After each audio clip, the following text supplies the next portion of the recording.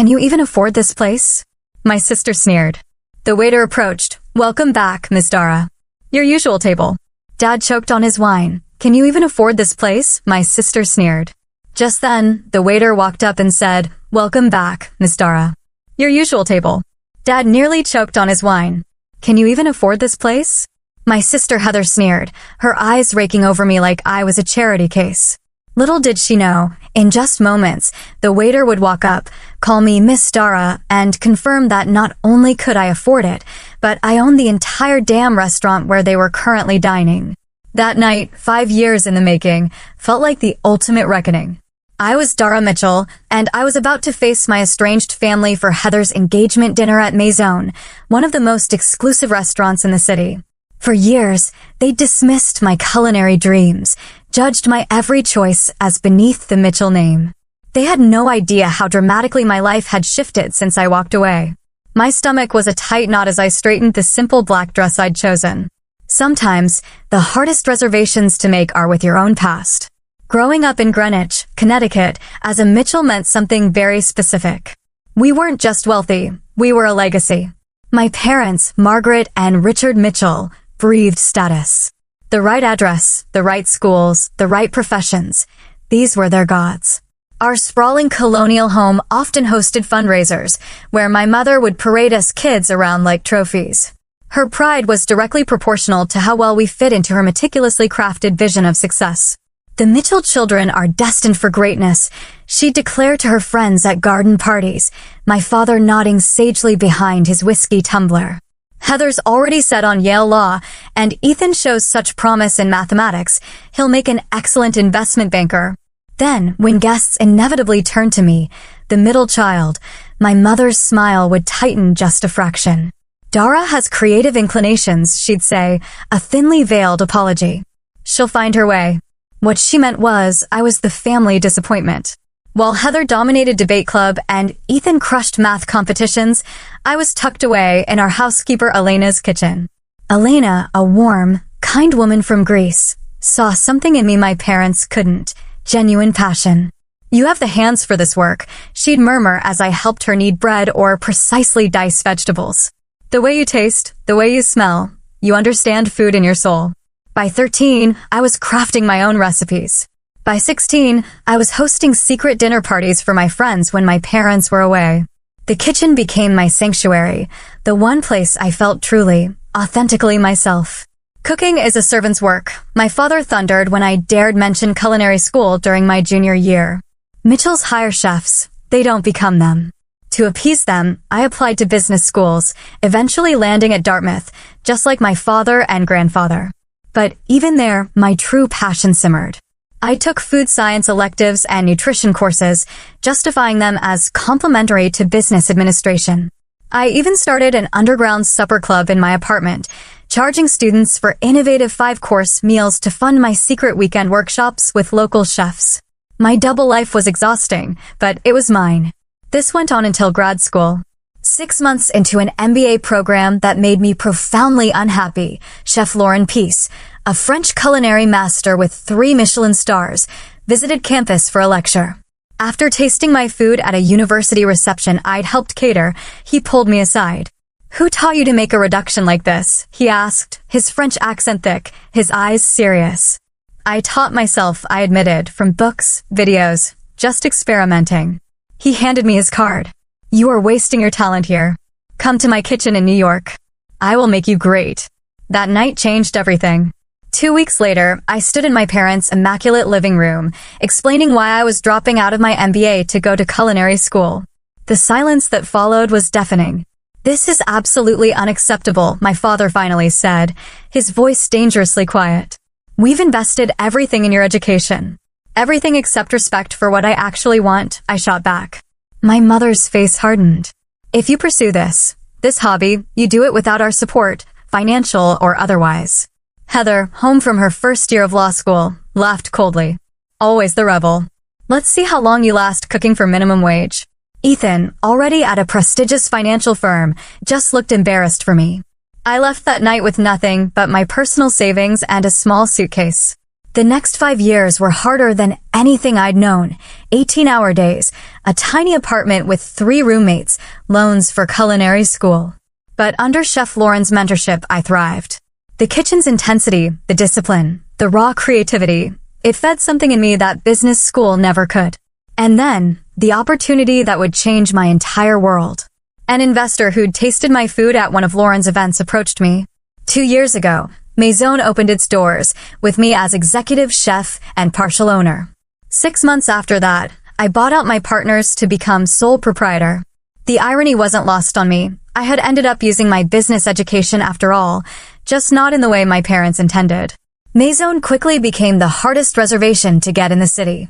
Last month, Food and Wine magazine featured us in their Future of American Cuisine issue. Through all of this, I'd kept my distance from my family. Occasional stilted phone calls with my mother, holiday cards, nothing substantial. They knew I was doing something with food, but nothing about my actual success. I kept it that way intentionally. I wanted recognition for my accomplishments on my own terms, not as a way to finally earn their approval. So, when the embossed invitation to Heather's engagement dinner arrived at my apartment, I was genuinely surprised. Even more shocking was the location, my own restaurant. Of course, they couldn't have known it was mine. They probably chose it because it was exclusive and impressive, perfect for showcasing their status. After days of deliberation, I decided to accept, not to seek validation, but perhaps to finally close a chapter. 5 years of distance had given me perspective. I was secure enough in my success now to face them without crumbling under their judgment. What I hadn't anticipated was how it would feel to watch them dine in my establishment, criticizing the very dishes I had poured my heart into creating. But that was exactly what awaited me as I pushed open Maison's heavy glass doors that evening, ready to play the role of the struggling black sheep one last time. The familiar scent of Maison enveloped me as I stepped inside, saffron, reduced wine, the subtle perfume of fresh herbs I insisted on having delivered twice daily. Usually, this aroma centered me, reminded me of everything I'd built. Tonight, it only intensified my anxiety. I'd chosen my outfit. Carefully, a simple black dress that was actually Diane von Furstenberg, accessorized with a single strand of pearls from my grandmother. Understated elegance that my status-conscious family would likely misread as me trying too hard with limited means. My hair was pulled back into a sleek chignon, another detail they'd probably interpret as me not being able to afford a proper styling. Marcus, my most senior server, spotted me immediately. His eyes widened slightly in question. I rarely came in through the front entrance as a guest. I gave him a subtle shake of my head and mouthed, "Not yet." He nodded discreetly and continued with his duties. From the entryway, I could already see them. They'd requested the center table. My mother, perfectly coiffed. My father, examining the wine list with exaggerated concentration. Heather, draped in what looked like new season Gucci. Next to her sat a man I didn't recognize, Bradley, presumably, with slicked back hair and a watch that caught the light every time he moved his wrist. Ethan and his wife Allison completed the picture, both in business attire, as though they'd come straight from important meetings. Celeste, my hostess, approached with a warm smile. "Good evening, miss." She caught herself just in time. "Your party is already seated. May I show you to their table?" "Thank you, Celeste," I murmured, appreciating her discretion. As we approached, my mother noticed me. Her eyes performed that quick, childhood assessment I remembered, a head-to-toe scan that calculated the approximate value of my appearance and, inevitably, found it wanting. "Dara," she said, rising to air-kiss my cheeks. "You finally arrived."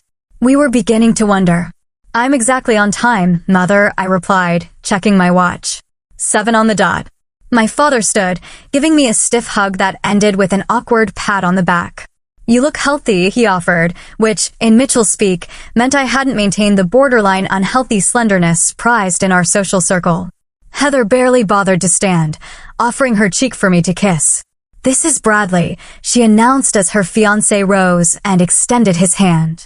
His grip was too firm, a power move I recognized from countless business meetings. Princeton undergrad, Wharton MBA, he introduced himself. "Just made junior partner at Goldman. No, nice to meet you, or I've heard about you." Just credentials and status, the Mitchell family love language. Ethan gave me a more genuine greeting, though his wife Allison's smile seemed strained. I later learned she'd been the one tasked with finding this impressively exclusive restaurant for tonight's dinner, and she was nervous about whether it would meet everyone's standards. Well, my mother said as I took the last empty seat. We've already ordered champagne. I hope that's acceptable. I noticed they'd chosen the most expensive option on our list. Showy, but not reckless. Typical. Around us, the restaurant hummed with the energy I'd worked so hard to cultivate. The lighting was dim enough for intimacy, but bright enough to appreciate the artful plating. The sound level perfectly balanced conversation and privacy. The tables were spaced just so, close enough to create energy, far enough apart for discretion. Every detail had been my decision, from the linen weight to the custom-designed chairs that encouraged diners to linger without becoming uncomfortable. I watched the staff's subtle reactions as they realized I was sitting with guests. Jose, my sommelier, caught my eye as he approached with the champagne. The slightest raise of his eyebrow asked if I wanted him to acknowledge me. I gave an imperceptible shake of my head. Excellent choice, he said to my father instead, presenting the bottle with practiced elegance before beginning to pour. We're celebrating an engagement, my father announced unnecessarily, clearly hoping for special treatment. Congratulations, Jose replied smoothly. Maison is honored to host such a special occasion. I'm surprised you managed a reservation, I said innocently. I've heard it's quite difficult. Bradley leaned forward, a smug wink. I know people, he boasted. Called in a favor with a client who's friendly with the management. I bit my tongue. The client was likely Craig Winters, one of our regular investors who occasionally requested tables for business associates. I made a mental note to speak with him about Bradley. Well, aren't you resourceful? I murmured, raising my champagne flute. A perfect match and a brilliant future, my father declared to Heather and Bradley. We clinked glasses, and I took a small sip, noting that the champagne was served at the precise temperature I had trained my staff to maintain. So, my mother began, setting down her glass and fixing me with her attention. Tell us what you've been up to these past few years. You've been so mysterious. The table's focus shifted. 5 pairs of eyes, evaluating, ready to judge. I've been working in food, I said simply. Learning, growing. Still with that cooking phase? Heather sighed, as though I'd admitted to a regrettable addiction. I thought surely by now you'd have moved on to something more substantial. Not everyone can handle the corporate path, Ethan added, managing to make his defense sound like criticism. Bradley looked confused. What exactly do you do? Line cook? Catering? Various roles, I answered vaguely. I've worn many hats. Well, we're just glad you're managing to support yourself, my mother said with that fake graciousness I knew so well. Though we've always said our door is open if things get too challenging. I noticed Jessica, one of our most experienced servers, approaching with the amuse-bouche, a bite-sized sphere of compressed watermelon topped with fermented black garlic and a microgreen I had sourced from a specialized urban farm. Compliments of the kitchen, she announced, carefully placing one before each diner. Her eyes met mine briefly, a flash of loyalty, before she slipped back into professional mode. Is this all? Heather asked, examining the single bite with disappointment. I'm famished. It's an amuse-bouche, I explained. A palate opener. The meal hasn't actually started yet. I know what an amuse-bouche is, Dara, she snapped. I'm not culturally illiterate just because I chose law instead of playing with food. I watched as they each tasted my creation. My mother took the smallest possible bite, ever conscious of calories. My father popped the whole thing in his mouth, barely pausing to taste it. Ethan and Allison at least seemed to appreciate it, while Bradley made a show of analyzing the flavors like a wine connoisseur, using terms that made no culinary sense. Only Heather left hers untouched. I don't do raw garlic, she declared. Though the black garlic was far from raw, it had been fermented for 60 days in a temperature-controlled environment, a process I had perfected after 3 years of experimentation. As our server cleared the plates, I caught the flash of disappointment in her eyes at Heather's untouched creation. In that moment, I felt protective, not of myself, but of my staff who took such pride in our work. I had built Maison not just as a restaurant, but as a family of sorts, one bound by shared passion rather than DNA. The evening was just beginning, but already I could feel the old dynamic settling in. I was the outsider, the one who had chosen the wrong path, whose choices needed justification. But unlike the Dara of 5 years ago, I now sat at this table with a secret strength, one that would soon turn this entire dynamic on its head. So, tell us about the wedding plans, I said, deliberately shifting attention back to Heather as our next course arrived. A delicate composition of heirloom tomatoes, house-made ricotta, and basil oil that had taken me months to perfect. Heather brightened immediately.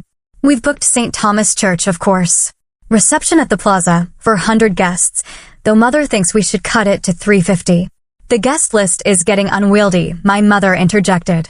The Astor Williams aren't speaking to the Bennetts since that unfortunate yacht incident, so we can't seat them in the same section. I suppressed a smile. The gravity with which they discussed these social calculations never ceased to amaze me. For 100 seems excessive, I ventured, taking a bite of the tomato dish. Bradley leaned forward. It's networking, not just celebration. Half those invitations are relationship investments. Precisely, my father agreed. Bradley understands the social capital aspect.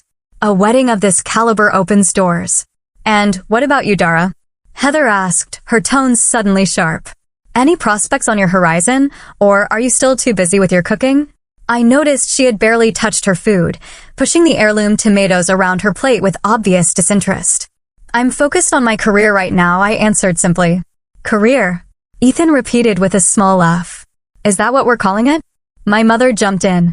Dara, dear, surely by 29 you're thinking about settling down. There's that lovely son of Margaret Whitley. He's in hospital administration, I believe. Very stable. I'm not looking to be set up, Mother. Well, your options will get more limited with each passing year, she persisted. Especially in your situation. Before I could respond, our server appeared to clear the course. I'd barely registered the taste of my own creation. Too tense to properly enjoy it. Is there a problem with the dish? Jessica asked Heather, noting her nearly full plate. Too acidic, Heather replied dismissively. And the tomatoes could have been riper.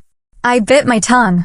Those tomatoes had been selected at their peak that very morning from a farm upstate that grew specifically for us.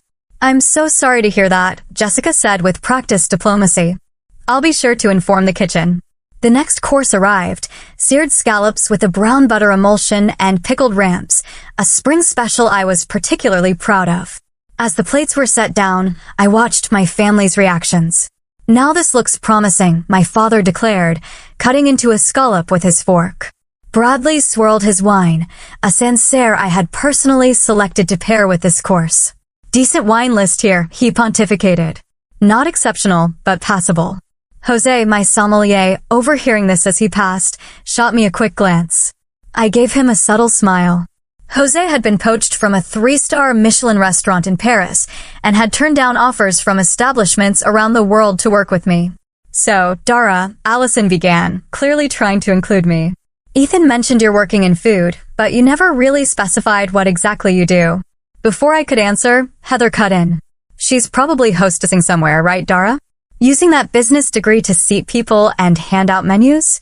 Actually, I started no shame in that, my father interrupted. Everyone has to start somewhere, though after 5 years, I would have expected some advancement. I have advanced, I said quietly. Into what? Assistant manager at Applebee's? Heather laughed at her own joke. Heather, Ethan warned, showing a rare moment of defense. What? I'm just being realistic. She chose to abandon her education for this passion project. Actions have consequences. I took a sip of wine, allowing the familiar notes to center me. And how is law treating you, Heather? Still at Henderson and Block. Her expression tightened. I'm between positions at the moment, actually, taking time to plan the wedding. She was working too many hours, Bradley interjected. I told her my wife doesn't need to kill herself at some firm. Once we're married, she can do charity work like my mother. I noticed the flash of resentment, frustration, in Heather's eyes before she smoothed her expression back to placid agreement. The next course arrived, a pasta dish featuring hand-rolled tagliatelle with spring peas, pancetta, and mint, one of our signature dishes that had been featured in Food and Wine. The portion size here is ridiculous, my mother commented, looking at the artfully plated pasta. All this expense for 3 bites. It's about quality over quantity, Mother, I replied. The tasting menu is designed to take you through multiple flavors and textures. In my day, Restaurants gave you a proper meal for your money, my father grumbled. This cuisine nonsense is just a way to charge more for less food.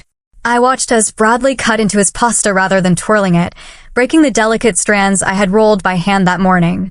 So, how exactly are you affording a place like this on a food service salary? Heather asked bluntly. This is one of the most expensive restaurants in the city. I felt all eyes turn to me. I manage my finances carefully, I replied. Oh, please, Heather scoffed. A dinner here costs more than you probably make in a day. Who are you dating? Is he paying for this? I'm not dating anyone, I said evenly. Then how can you possibly afford this place? She pressed. Are you in debt, maxing out credit cards to keep up appearances? Heather, Ethan warned again, looking uncomfortable. No, I want to know, she insisted. We all rearranged our schedules for this dinner that she suggested at one of the most exclusive restaurants in the city. Either she's being financially irresponsible or she's not being honest about her situation. The next course arrived, a perfectly cooked duck breast with cherry gastrique and farro. Chef Miranda, who ran the kitchen when I wasn't on the line, had executed it flawlessly. This duck is undercooked, Bradley announced after one bite. I looked at his plate. The duck was a perfect medium rare, exactly as it should be.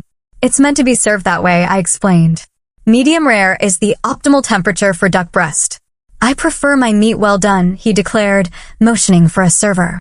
When Jessica approached, he spoke without looking at her. This is raw. Take it back and cook it properly. I saw the flash of annoyance in Jessica's eyes, quickly masked by professional courtesy. Of course, sir, my apologies. As she took his plate, I caught her eye and gave a slight nod. She would know to have the kitchen prepare a new breast rather than ruining the existing one by overcooking it. Really, Dara? My mother said once Jessica had gone. You still haven't answered Heather's question. How are you affording this dinner? The tension at the table was palpable now. I could feel the familiar tightness in my chest, the same feeling I'd had during countless family dinners growing up. The sense of being cornered, judged, and found wanting before I'd even had a chance to speak. But I wasn't that same insecure young woman anymore. I had built something I was proud of, something that was entirely mine. For a moment, I considered revealing everything right then, watching their expressions change as they realized whose restaurant they were sitting in, whose food they had been critiquing so carelessly.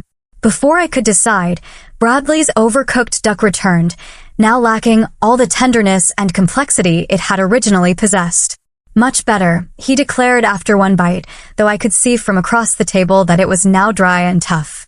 My father signaled for the wine list again. Let's order another bottle, something more impressive this time. As Jose approached with a leather-bound list, my father made a show of examining it, finally pointing to one of our most expensive options, a Bordeaux priced at over $800. This one should be adequate, he declared. I knew that bottle intimately. I had selected it during a trip to France last year, meeting with the vintner personally. It was spectacular, but completely wrong for the current course and the ones to follow. May I suggest something that might pair better with the remaining dishes? I ventured. My father waved me off. I think I know my wines, Dara. Jose caught my eye, silently asking for direction. I gave him a small nod. Let my father have his way. This wasn't the hill to die on. As the evening progressed through the final savory course and into dessert, a deconstructed lemon tart that was one of my personal favorites, the barbs continued. Every dish met with some criticism. Every attempt I made to contribute to the conversation was somehow twisted into evidence of my failure. By the time coffee was served, I felt emotionally drained. The double burden of enduring my family's condescension while watching them thoughtlessly critique my life's work was becoming unbearable. Then came the moment I'd been both dreading and anticipating, the check. Marcus approached with a black leather folder containing the bill, placing it discreetly in the center of the table. My father reached for it immediately, a reflex of patriarchal duty, but Bradley intercepted. Please, Richard, allow me, he said, with the practiced smoothness of someone who has turned even generosity into a power move. Consider it my treat to celebrate the occasion. My father made the expected token protest before acquiescing.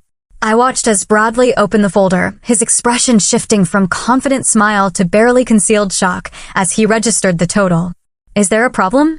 My father asked, noticing the change. No, Bradley recovered quickly, just confirming the calculation. I knew exactly what he was looking at. A dinner for 7 with premium wine pairings, special off-menu requests, and that $800 Bordeaux would run well over $3,000. Not outrageous for a restaurant of Maison's caliber, but certainly a statement. He reached for his wallet, extracting a black credit card with deliberate slowness, making sure everyone noticed the exclusive tier. Heather, perhaps sensing his discomfort, chose that moment to circle back to her earlier interrogation. "So, Dara," she said, her voice dripping with false sweetness. "You never did say how you're managing to contribute to this extravagant dinner. We wouldn't want you stretching yourself financially on our account." All eyes turned to me again. I could feel the familiar dynamic asserting itself. Heather, the successful one. Me, the struggling disappointment. "I can cover my portion," I said simply. "Can you, though?" she pressed, leaning forward. "Because we all know what food service pays. Can you even afford this place?" The table fell silent. The question hung in the air, so deliberately insulting that even my parents looked uncomfortable. "Heather," my mother murmured. "Perhaps this isn't—" "No, I want to know," Heather insisted, eyes locked on mine. "We've spent the entire evening pretending that everything's fine, that Dara's choice to throw away her education hasn't left her struggling. I think we deserve some honesty." I felt a hot flush rising from my chest to my face. 5 years of distance, of building my own life and success, and nothing had changed. I was still the family disappointment, still being asked to justify my existence. Bradley, perhaps sensing an opportunity to reassert control after the check shock, joined in. "If you need help with your portion, just say so. No shame in that." "I don't need help," I said, my voice tight. "Then how exactly are you paying for this?" Heather demanded. "Because a meal here costs more than you probably make in a week." I opened my mouth to respond, to finally reveal everything, when Bradley suddenly frowned at the bill. "Wait, there's a mistake here," he announced. "They've only charged us for the wines, not the food." He signaled sharply for Marcus. "Excuse me, there's an error on our check." Marcus approached our table with perfect timing, as though he'd been waiting for this moment. In reality, he probably had been. My staff knew me well enough to be watching this drama unfold. "Is there a problem, sir?" he asked. "Yes, you've only charged us for the beverages, not the meal," Bradley said, pointing at the bill. Marcus looked at the check, then at me, his expression questioning. In that moment, I made my decision. The charade had gone on long enough. I gave Marcus a slight nod. "There's no error, sir," Marcus said smoothly. "The dinner portion has been taken care of." "By whom?" my father asked, frowning. Marcus turned to me, his professional demeanor giving way to a warm smile. "Welcome back, Miss Dara. Your usual table is ready for your meeting with the investors. Would you like me to handle the situation?" The silence that fell over the table was absolute. 6 pairs of eyes turned to me in various stages of confusion and disbelief. "Thank you, Marcus," I said, my voice steady despite the adrenaline coursing through me. "Yes, please close out Mr. Harrington's beverage tab. The rest is on the house as usual." "Very good, Miss Dara," he replied, taking the folder from Bradley's now slack grip. "Chef Miranda mentioned she'd like your opinion on the new spring menu items when you have a moment." "I'll stop by the kitchen before my meeting," I assured him. As Marcus departed, I finally looked directly at my family. Their expressions ranged from confusion to shock to the dawning of understanding. "What? What is happening?" my mother finally managed. I took a deep breath. The moment I had both dreaded and secretly anticipated for 5 years had arrived. "Welcome to Maison," I said simply. "My restaurant." The silence stretched for what felt like an eternity. My father was the first to recover, his expression shifting from confusion to calculation. "Your restaurant," he repeated carefully. "You work here?" "No, father," I clarified, feeling a strange calm settle over me. "I own Maison. I'm the executive chef and sole proprietor." "That's impossible," Heather blurted. "This is one of the most exclusive restaurants in the city. It's been featured in major magazines." "Yes," I agreed. *Food and Wine* last month. Bon appetit before that. The New York Times gave us 4 stars in their review last year. Bradley was staring at me as though I'd suddenly started speaking in tongues. But you said you worked in food."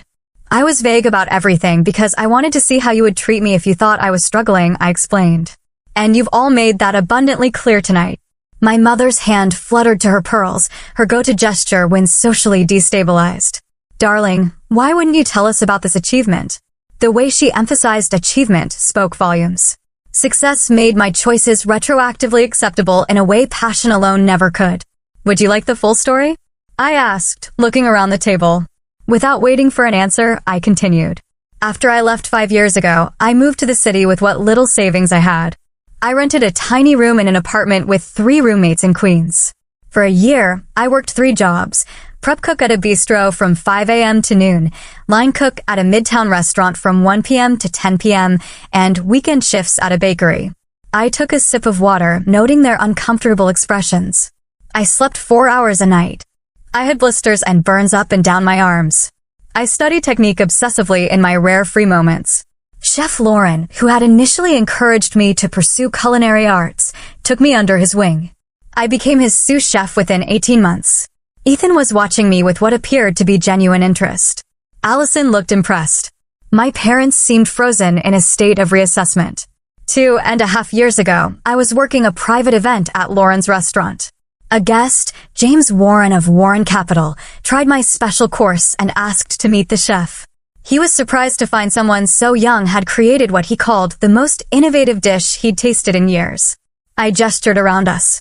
James became my investor. We found this space, which was a failed nightclub at the time. I developed the concept, designed the menu, hired the staff, oversaw every detail from the lighting fixtures to the custom plates. But the cost, my father said, his mind still seemingly stuck on the finances. A restaurant of this caliber, in this location, it must have required millions. $3.4 million for the initial investment, I confirmed. James brought in 2 other investors. We opened to immediate acclaim, partly due to Lauren's endorsement and industry connections. 6 months in, we were profitable. 3 months after that, I used the restaurant's success to secure a loan and buy out my investors. I've been sole owner for over a year now. That's why you suggested we meet here. Heather realized, her voice small. You knew all along. Actually, no, I corrected her. Allison chose this restaurant. Isn't that right, Allison? All eyes turned to Ethan's wife, who blushed deeply. I had no idea, Dara. The concierge at Ethan's firm recommended it as the most impressive new restaurant in the city. I swear I didn't know it was yours. Of course you didn't, I assured her. No one in the family knew. That was deliberate on my part. But why keep it secret? My mother pressed. We're your family. We would have been proud. I couldn't help the sharp laugh that escaped me. Would you? The same family who called cooking servants' work, who cut me off completely when I chose culinary school, who just minutes ago were making snide comments about my life choices. My father cleared his throat. Now, Dara, that's unfair. We were concerned about your stability, your future. If we'd known you had this kind of business acumen, that's exactly my point, I interrupted. You couldn't respect my passion alone. It only has value to you now that it comes with success and status. At that moment, Chef Miranda approached our table.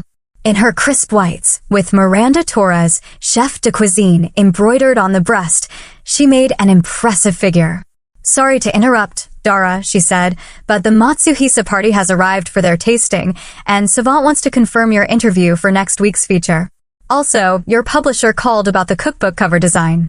I nodded. Thank you, Miranda. Please tell them I'll be there shortly. As Miranda departed, I registered the growing amazement on my family's faces. Cookbook, Heather echoed. Coming out this fall with Knopf, I confirmed. 120 recipes with personal stories. Dara, my mother began, her voice taking on the coaxing tone she used when trying to manage a social situation. This is all so impressive. Why didn't you tell us sooner? We could have helped. Supported me the way you supported me when I needed it most? I asked quietly. By cutting me off completely? We thought it was a phase, my father protested. How are we to know you had this level of entrepreneurial spirit? You've clearly inherited my business sense. I felt a flash of anger at his attempt to claim credit for my success. I built this myself, I said firmly. Without your connections, your money, or your support. Bradley, who had been suspiciously quiet, suddenly perked up. A cookbook deal, that must come with a substantial advance. And this place, he gestured around appreciatively, his earlier criticisms forgotten. It must generate significant revenue. Do you have plans for expansion? Perhaps a restaurant group? I have some contacts in hospitality investment who might be interested. I couldn't help but laugh at the transparency of this pivot from condescension to networking opportunity. I'm doing quite well with my current advisors, but thank you, I said. Heather shot him a look of irritation before turning back to me. So, all this time, while I thought you were struggling, you were actually succeeding. Building all this? Yes, I said simply. And tonight, she continued, her voice hardening. You let us sit here, criticizing your food, your wine list, your portion sizes, all while knowing it was yours? I wanted to see how you would treat me if you thought I was still the family failure, I explained. And now I know. That seems manipulative, she snapped, but I could see the embarrassment behind her anger. More manipulative than asking how I could afford to eat here, than suggesting I must be in debt or dating someone wealthy to afford a meal at this table? I countered. You weren't concerned about me, Heather. You were enjoying what you thought was your superiority. The restaurant had gradually emptied as we talked, the evening service winding down. Jose approached with a bottle. Your special reserve cognac, Miss Dara, he said, for your investors meeting. And Chef Miranda says the kitchen is ready whenever you are. Thank you, Jose, I replied. Please let Miranda know I'll be there in 10 minutes. As he left, I turned back to my stunned family.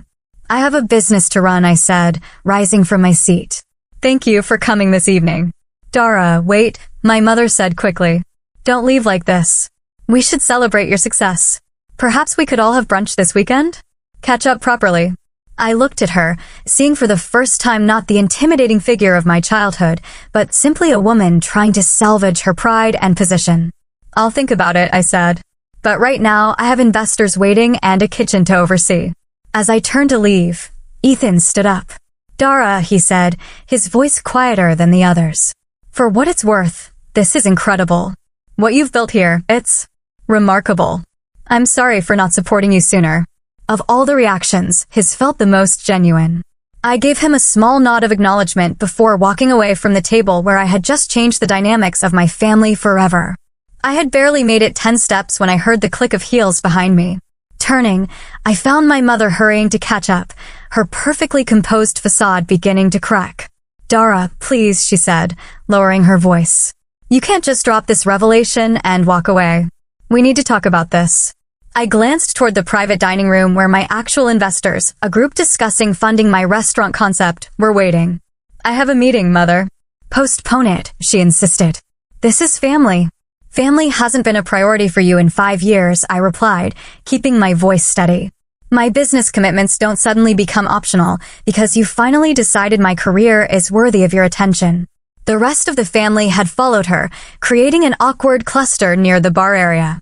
My father looked distinctly uncomfortable and used to not being in control of a situation. Heather's expression wavered between resentment and something that might have been respect. Perhaps we could continue this conversation tomorrow, my father suggested in his problem-solving business tone. Dinner at our place. We have much to discuss, including how we might help you expand, Bradley added eagerly. My firm specializes in I don't need your help, I interrupted firmly. I didn't build this place to finally win your approval. I build it because this is what I love, what I'm good at. The fact that it's successful doesn't suddenly make my passion more valid than it was 5 years ago. No one is saying that, darling, my mother backpedaled. We're simply proud of what you've accomplished. Are you proud, Mother, or are you relieved that my choices no longer embarrass you socially? Her flinch told me I'd hit close to home. That's unfair, my father interjected. We've always wanted what's best for you. No, I corrected him. You wanted what aligned with your vision for me. There's a difference. Miranda appeared at my side, her presence a welcome support. The Halford group is asking if you'll be joining them soon, she said quietly. 5 minutes, I promised her. As Miranda nodded and stepped away, I turned back to my family. I need to go. Dara. Heather stepped forward, her voice lacking its usual sharp edge. I owe you an apology. The things I said tonight, they were unkind. They were honest, I replied. That's the silver lining of this evening. I got to see exactly how you all view me when you think I'm struggling. That's not fair, Ethan said, joining the conversation. People make judgments based on the information they have. We didn't know. You didn't know I was successful, I clarified. But you didn't know I was pursuing something I loved. That should have been enough for my family to show basic respect. A heavy silence fell over the group. You're right, my father finally said, surprising me. We should have supported your passion regardless of its outcome. Coming from him, this admission was significant. Richard Mitchell didn't acknowledge mistakes easily. "Where do we go from here?" my mother asked, genuine uncertainty in her voice, another rarity. I took a deep breath, considering the question. Despite everything, these people were my family. The hurt they caused was real, but so was our shared history. Complete estrangement had never been my goal, just enough distance to build my own life without their judgment clouding my decisions. "I don't know yet," I answered honestly. "But tonight has made one thing clear. If we're going to have any relationship moving forward, it needs to be on different terms. I'm not the family failure seeking redemption. I'm a successful chef and business owner who deserves the same respect you'd give any other professional." Of course, my father agreed quickly. "And that means no more comments about my life choices, no more unsolicited career advice, and absolutely no attempts to network through my restaurant," I added with a pointed look at Bradley, who had the grace to look embarrassed. About Heather's wedding, my mother began tentatively. "What about it?" I asked. "We'd still like you to be there," Heather said, her voice softening. "As my sister, not as whatever we thought you were before tonight." I looked at her, trying to see past the years of competition and judgment. Despite everything, there had been good times too.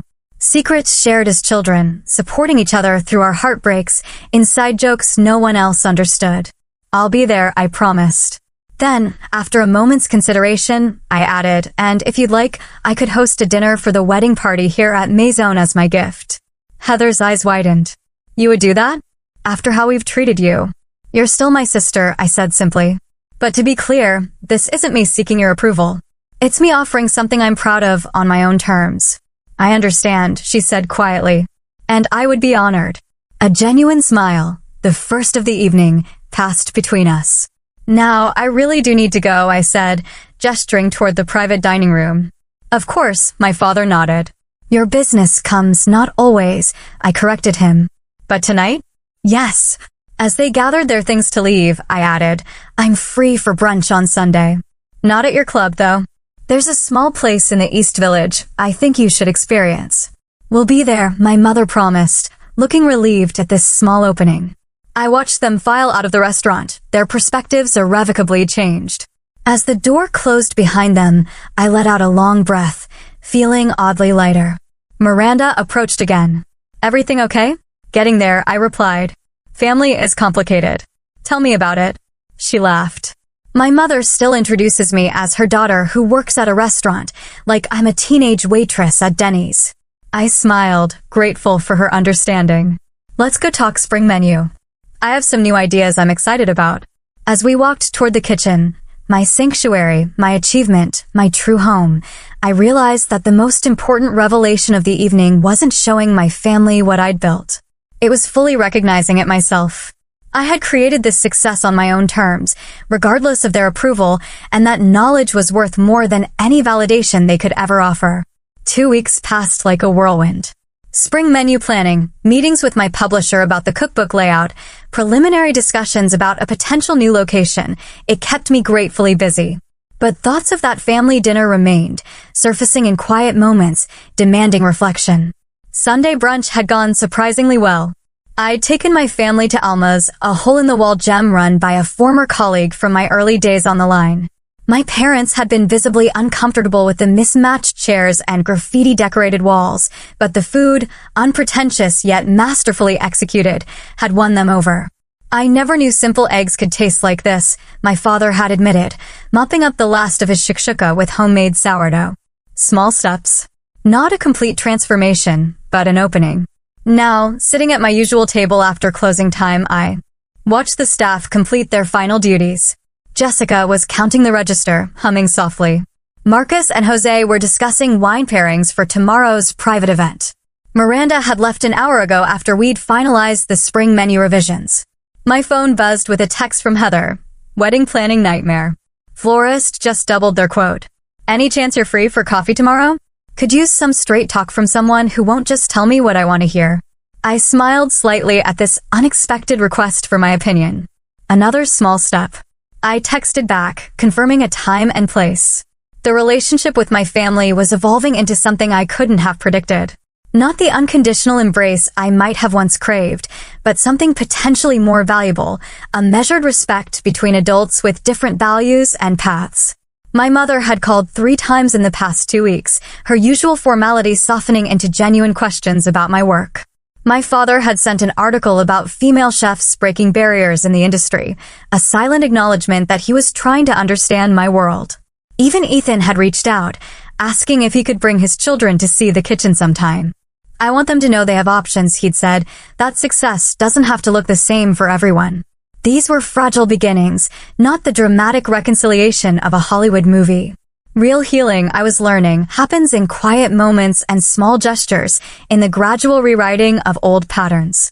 The most significant change, though, wasn't in my family's perception of me, but in how I had finally stopped measuring my worth through their eyes. The validation I had once desperately sought from them now felt strangely unnecessary. I had proven myself, not to them, but to myself. This realization had rippled through other areas of my life as well. I'd launched a mentorship program for young chefs from disadvantaged backgrounds, offering them the guidance and opportunity one had fought so hard to find. Every Saturday morning, the Maison Kitchen transformed into a classroom for 8 aspiring culinary artists who reminded me of my younger self, passionate, determined, in need only of someone who believed in their potential. One of them, Zoe, had shown such promise that I'd offered her an apprenticeship. Watching her confidence grow with each new skill mastered brought a satisfaction different from any professional accolade I'd received. Chef, Jessica's voice pulled me from my thoughts. We're all set for closing. Anything else you need before we head out? No, thank you, I smiled. You all did amazing work tonight. As the staff filed out, calling their good nights, I remained at my table, notebook open to a blank page. I'd been trying to articulate the introduction to my cookbook, struggling to find words that captured my journey. In the quiet of the empty restaurant, I finally began to write. Food has always been my truest language. When words failed, I spoke through flavors. When paths seemed unclear, I followed my palate. The dishes in this book are more than recipes. They're chapters of a life lived in pursuit of authenticity rather than approval. 5 years ago, I stood at a crossroads between expectation and passion. Choosing the latter cost me dearly, but ultimately led to the richest feast I could have imagined. Not merely in professional success, but in the discovery that true wealth isn't measured by external validation or material achievement, but by the courage to honor your own voice, even when it speaks in whispers against the shouts of doubt. I set down my pen, the words finally flowing freely. Tomorrow would bring new challenges, a difficult vendor negotiation, Heather's wedding planning drama, finalizing the cookbook introduction. But tonight, in this moment of quiet reflection, I felt a profound sense of peace. The journey hadn't been easy. There had been nights of exhaustion so complete I'd fallen asleep in kitchen corners during rare breaks. Burns and cuts that left scars still visible on my hands. Moments of doubt so intense I'd questioned everything. But I had persevered. Not because I needed to prove my worth to others, but because I couldn't imagine living any other way. In choosing authenticity over approval, I'd found something more valuable than either success or family validation. I'd found myself. Have you ever had to choose between meeting others' expectations and following your own heart? I'd love to hear your stories in the comments below. Don't forget to like this video if it resonated with you, subscribe for more true stories of resilience and triumph, and share with someone who might need a reminder that the most important approval comes from within. Thank you for joining me on this journey. And remember, the most meaningful success is measured not by other standards, but by the joy and purpose you find along your own path.